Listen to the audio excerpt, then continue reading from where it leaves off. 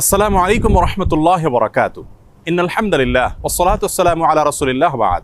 সুপ্রিয় দর্শক, সূরা ইসরার 82 নম্বর আয়াতে আল্লাহ তাআলা ইরশাদ করেছেন, ওয়া নুনাজ্জিলু মিনাল কুরআনি মা হুয়া শিফাউন ওয়া রাহমাতুল লিল মুমিনিন।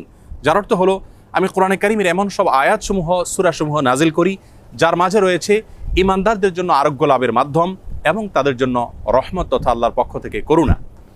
আয়াতের ব্যাখ্যা মুফাসসিরদের অনেকেই বলেছেন, এখানে আল্লাহ রাব্বুল আলামিন আত্মিক রোগসমূহ থেকে আরোগ্য লাভের মাধ্যমের কথা বুঝিয়েছেন, অর্থাৎ কোরআনের প্রেসক্রিপশনকে অনুসরণ করার মাধ্যমে মানুষ প্রকৃত মানুষে পরিণত হয়, মানবীয় গুণাবলী অর্জন করে মানুষ আল্লাহ রাব্বুল আলামিনের প্রিয় পাত্রে পরিণত হয়। এর ব্যাখ্যা অনেক মুফাসসিররা এও বলেছেন যে এর মাধ্যমে আল্লাহ রাব্বুল আলামিন আত্মিক রোগসমূহ থেকে মুক্তির পাশাপাশি শারীরিক যে রোগসমূহ আছে সেগুলো থেকেও মুক্তির পথ আল্লাহ রাব্বুল আলামিন আমাদেরকে বাতলে দেন। সেগুলোকে আবিষ্কার করে খুঁজে বের করে যথাযথভাবে আমল করার মাধ্যমে উপকৃত হওয়াটাই হলো আমাদের জন্য মূল বিষয়। আজ আমরা কোরআনে কারীমের এমন একটি সূরা আপনাদের সঙ্গে শেয়ার করতে চাই যে সূরার অপর নামই হলো সূরাতুশ শিফা বা আরোগ্য লাভের সূরা। আর সেই সূরা হলো আমাদের সকলেরই অতি পরিচিত সূরাতুল ফাতিহা। সহিহ বুখারীতে আবু সাঈদ খুদরি রাদিয়াল্লাহু আনহু থেকে একটি হাদিস বর্ণিত হয়েছে, যে হাদিসের মাধ্যমে বোঝা যায় যে সাহাবায়ে কেরাম সূরাতুল ফাতিহার মাধ্যমে চিকিৎসা গ্রহণ করেছেন এবং অলৌকিকভাবে, বিস্ময়করভাবে কঠিন এবং দুরারোগ্য সমস্যা থেকে তারা মুক্তি লাভ করেছেন। তখন নবী করিম সাল্লাল্লাহু আলাইহি সাল্লাম বিষয়টি জানতে পারার পর তাকে বলেছিলেন, ওমা ইউদরিকা আন্নাহা রুকিয়া, তুমি কিভাবে জানলে যে সূরা ফাতিহা এটি রুকিয়া বা সকল রোগ থেকে শেফার একটি মাধ্যম।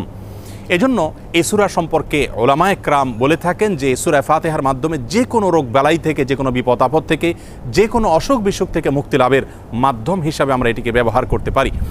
সূরা ফাতিহা এ সম্পর্কে ইমাম ইবনুল কাইয়িম রাহিমাহুল্লাহ তিনি বলেছেন, এই সূরাটিকে বারবার আমি আমল করে দেখেছি।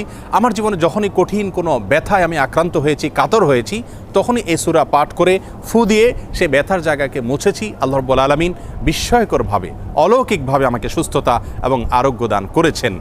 আমি ব্যক্তিগতভাবে আমার কথা বলতে পারি যে আমার বাসায়, পরিবারে আমার বাচ্চাদের যখন কোনো অসুখ বিসুখ হয়েছে, কখনো কোনো সমস্যা দেখা দিয়েছে, তৎক্ষণাৎ আমি সূরা ফাতিহা পাঠ করে তাদেরকে ফু দিয়েছি, তাদের শরীরে মুছেছি এবং সঙ্গে সঙ্গে আল্লাহ রাব্বুল আলামিন বিস্ময়করভাবে আমাকে উপকারিতা দিয়েছেন।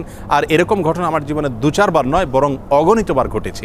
এজন্য সূরা ফাতিহা এটিকে যদি কেউ যথাযথভাবে আমল করতে পারেন, সে আস্থা এবং বিশ্বাস আল্লাহ তাআলার প্রতি থাকে, তাহলে সেক্ষেত্রে অবশ্যই এর মাধ্যমে যে কোনো দুরারোগ্য ব্যাধি থেকে পর্যন্ত আমরা আরোগ্য লাভের মাধ্যম হিসাবে এটিকে ব্যবহার করতে পারি। হাদিসে কুদসিতে আল্লাহ রাব্বুল আলামিন বলেছেন, আনা ইনদা যান্নি আবদি বি, বান্দা আমার প্রতি যেমন ধারণা করবে আমি তার প্রতি সেরূপ আচরণ করব। অতএব পরিপূর্ণ আস্থার সাথে, বিশ্বাসের সাথে যদি কেউ যে কোনো অসুখ বিসুখ থেকে, যে কোনো ব্যাধি থেকে মুক্তি লাভের জন্য সূরা ফাতিহাকে পাঠ করেন, সেটি পাঠ করে কোনো পানিতে, তেল ইত্যাদিতে ফু দিয়ে সেটি যদি ব্যবহার করেন, প্রয়োগ করেন, অথবা শরীরের কোনো জায়গায় অসুখ দেখা দিলে এটি পাঠ করে যদি ফু দেন সেই জায়গায় বা মোছেন, ইনশাআল্লাহ বিইذনিল্লাহ আল্লাহ তাআলা তাকে ওই রোগ থেকে মুক্তি নসিব করবেন। এবং এটি হাজারো লাখো উলামায়ে কেরাম এবং ঈমানদারদের পরীক্ষিত একটি আমল। আমরা এই আমলটি যে কেউ করতে পারি। আমরা অনেকে মনে করি এই সমস্ত সূরার মাধ্যমে আরোগ্য লাভের জন্য বোধহয় কোনো মুত্তাকি পরহেজগার মানুষ দিয়ে এগুলো পাঠ করাতে হয়। মূলত আমরা যে কোনো মুসলমানই এটিকে আমল করতে পারি এবং এর মাধ্যমে আরোগ্য লাভের চেষ্টা করতে পারি। আল্লাহ রাব্বুল আলামিন আমাদের সকলকে কোরআনে কারীমকে সব দিক থেকে আমাদের অনুকরণীয়, অনুসরণীয় গ্রন্থ হিসাবে গ্রহণ করার তৌফিক দান করুন। কোরআনে কারীমের সকল প্রেসক্রিপশনগুলো মেনে আমাদের জীবনকে আলোকিত করার তৌফিক দান করুন এবং কোরআন থেকে শেফা গ্রহণ করে আরোগ্য লাভ করে আল্লাহ তাআলার প্রতি আমাদের ঈমানকে আরও বৃদ্ধি করার তৌফিক দান করুন। আসসালামু আলাইকুম ওয়া রাহমাতুল্লাহি ওয়া বারাকাতুহু।